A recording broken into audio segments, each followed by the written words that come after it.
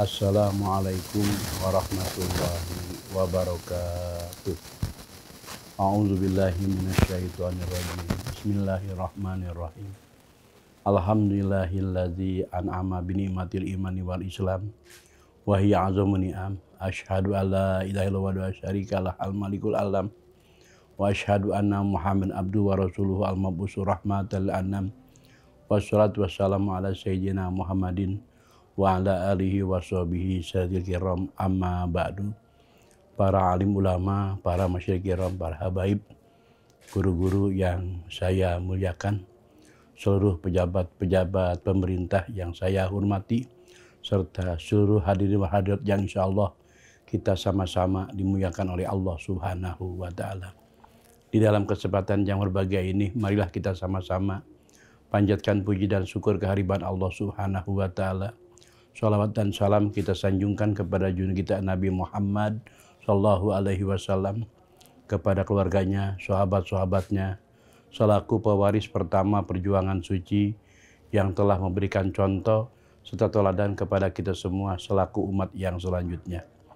Hadirin jamaah rahimakumullah, di dalam kesempatan yang berbahagia ini marilah kita sama-sama meningkatkan iman dan takwa kepada Allah Subhanahu wa ta'ala, sekaligus syukuran atas segala nikmat yang telah Allah anugerahkan kepada kita, terutama nikmat iman Islam, panjang usia, sehat walafiat, dan alhamdulillah kita tidak terasa bahwa pada malam hari ini adalah sudah yaitu memasuki daripada yaitu bulan Rabiul Awal, di mana bulan dilahirkannya junjungan kita Nabi Muhammad sallallahu alaihi wasallam.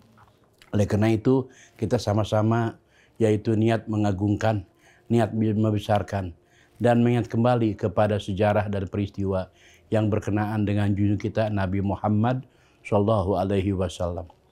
Banyak pemimpin-pemimpin di dunia ini yang dikenang oleh setiap para pengikutnya.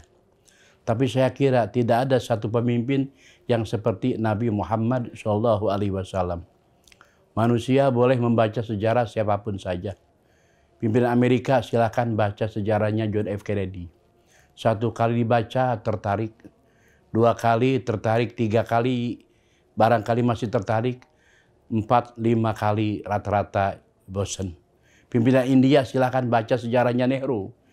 Itu satu kali dibaca tertarik, 2-3 kali pasti kesananya rata-rata bisa bosan. Pimpinan RPA Republik Persatuan Arab Abdul Nasir, itu ada bukunya. Kalau dibaca sejarahnya rata-rata yaitu bisa ada bosannya. Kemudian juga Yugoslavia Tito, dan juga termasuk juga Ho Chi Minh, Orsilep, sampai kepada pimpinan negara kita. Yang pertama, Paduka Yang Mulia, pemimpin besar revolusi, Panglima tertinggi Angkatan Perang, Ul Amri Bisaukah, Mandataris MPRS, Presiden seumur hidup, Profesor Dr. Insinyur Soekarno. Itu bukunya ada. Kalau dibaca sejarahnya rata-rata ada bosannya. Termasuk Bapak Presiden Soeharto, Bapak Pembangunan. Itu ada bukunya. Dari mulai prajurit sampai presiden. Rata-rata pasti bisa ada bosannya. Termasuk juga Kiai Haji Abdurrahman Wahid, Presiden Gus Dur, itu juga ada bukunya. Rata-rata bisa ada bosannya. Tapi ada satu pemimpin di dunia ini yang justru semakin dibaca sejarahnya semakin senang. Semakin dibaca sejarahnya semakin enak. Semakin dibaca sejarahnya semakin cinta. Itulah Kangjeng Nabi Muhammad sallallahu alaihi wasallam. Sehingga para pengikutnya termasuk kita semuanya tidak bosan-bosan mengadakan peringatan Maulid Nabi Muhammad sallallahu alaihi wasallam.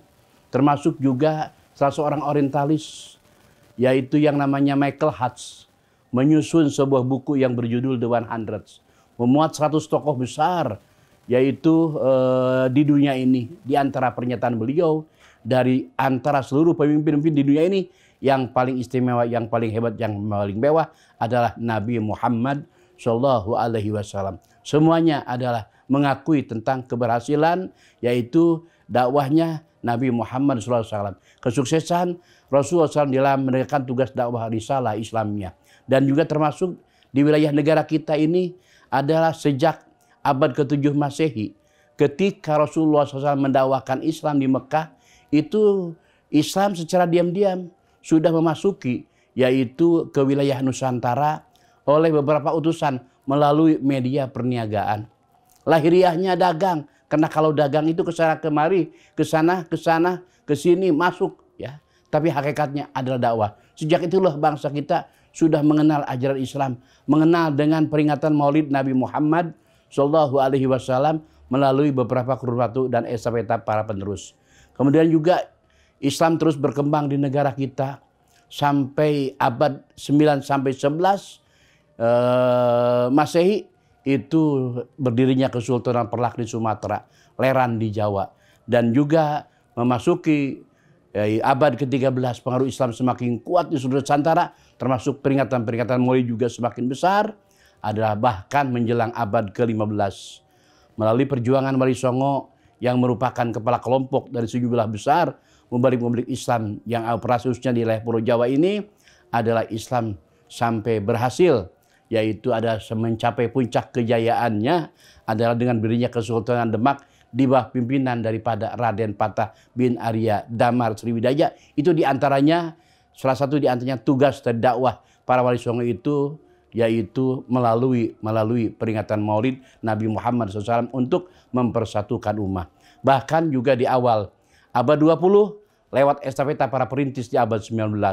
Maka lahirlah alhamdulillah negara kita berkah dari persatuan, berkah daripada peringatan Maulid, majlis-majlis taklim semakin besar, masjid-masjid, musola, surau, termasuk ormas-ormas Islam juga sama adalah semakin besar. Itulah karena mereka secara bertahap, kodaman ala kodamin, selangkah demi selangkah, yaitu mengetahui, memahami tentang keagungan kemewahan Kangjeng Nabi Muhammad SAW. Sehingga dijelaskan di dalam kitab-kitab Maulid yang disusun oleh para ulama, baik Maulid Deba, Maulid Barjanji, Saroful Anam, Maulid Simtuduror, Maulid Azab, termasuk Dia Ulami, itu semuanya adalah menjelaskan tentang yaitu keagungan, kemewahan Kangjeng Nabi Muhammad SAW. Di antaranya yang disusun oleh Said Abdurrahman bin Ali bin Muhammad Asy-Syaibani Al-Yamani Az-Zabidi Asy-Syafi'i, berkebangsaan zaman Zabidi, menjelaskan tentang keagungan kemewahan Nabi Muhammad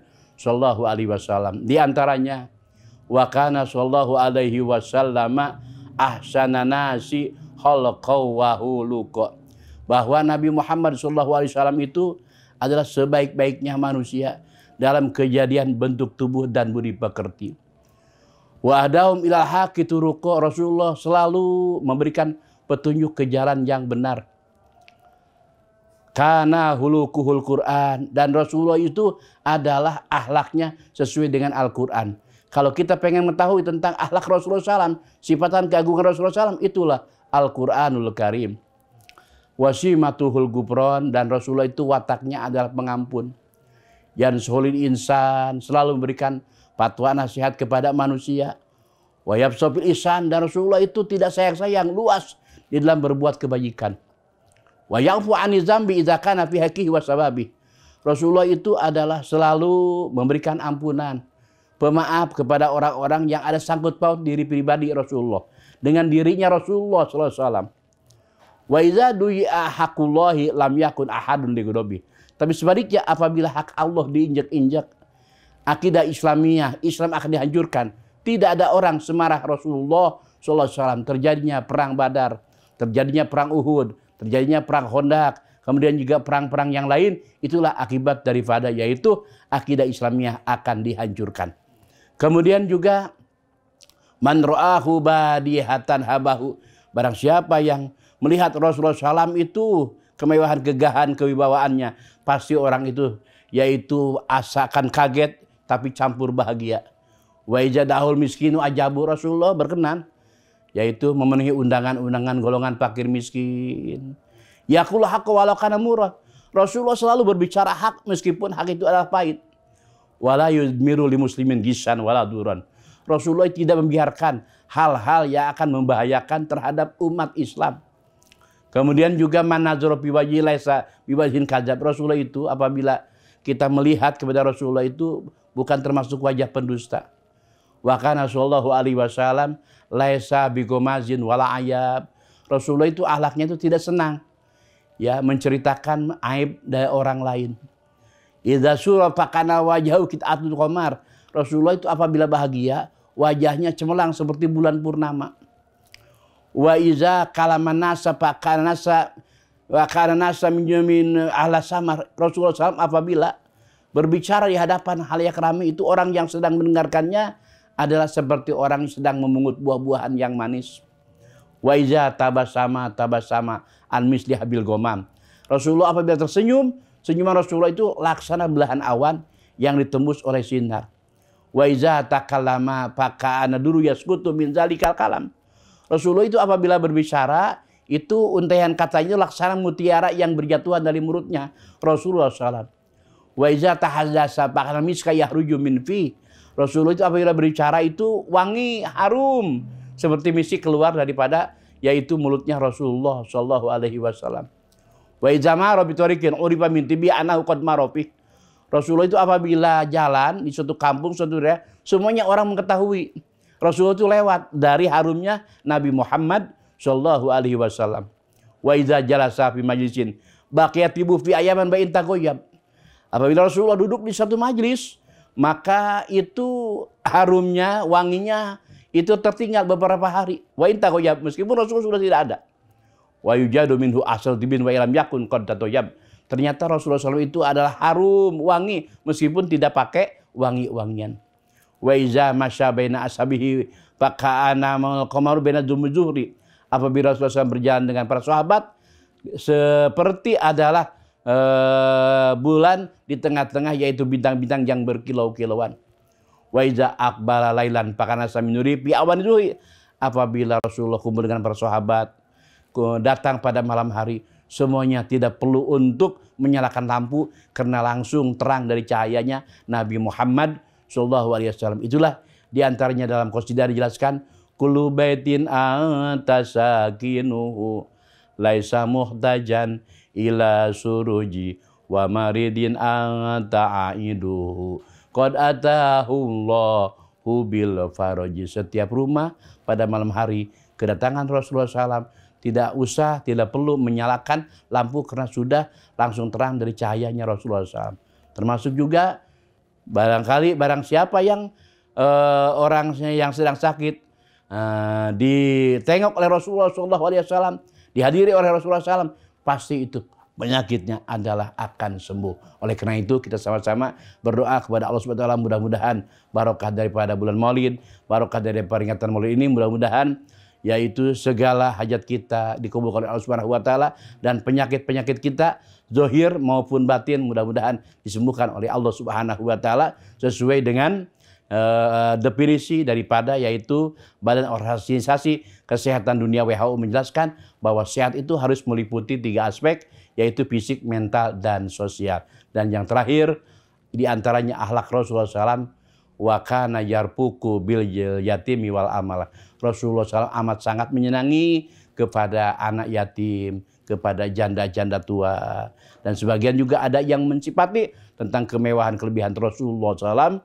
Qala ba'du wasifihi ma rawaitu min jilmatin sauda fi khulatil hamra asana min Rasulillahi sallallahu alaihi wasallam. Aku belum pernah melihat seseorang yang pakai yaitu gaun merah, rambutnya hitam ikalma yang ombak banyuan, kemudian juga yang tidak lebih cantik daripada Nabi Muhammad sallallahu alaihi wasallam. Itulah diantaranya sifat keagungan, kemewahan, kelebihan daripada Nabi Muhammad sallallahu alaihi wasallam. Inilah yang sempat saya sampaikan. Mohon maaf atas segala kehilapan, dan mudah-mudahan meskipun sedikit ada manfaatnya, ada keberkahannya, dan mudah-mudahan kita semuanya yaitu barokah daripada peringatan Maulid, barokah daripada yaitu mendengarkan tentang yaitu keagungan Nabi Muhammad SAW ini, kita mendapatkan syafaat di yaumil qiyamah, juga termasuk min ahlil jannah, ahli surga. Amin ya Allah ya rabbal alamin. Rabbana atina fid dunya hasanah wa fil akhirati hasanah wa qina azabannar. Subhana rabbika rabbil izzati amma yasifun,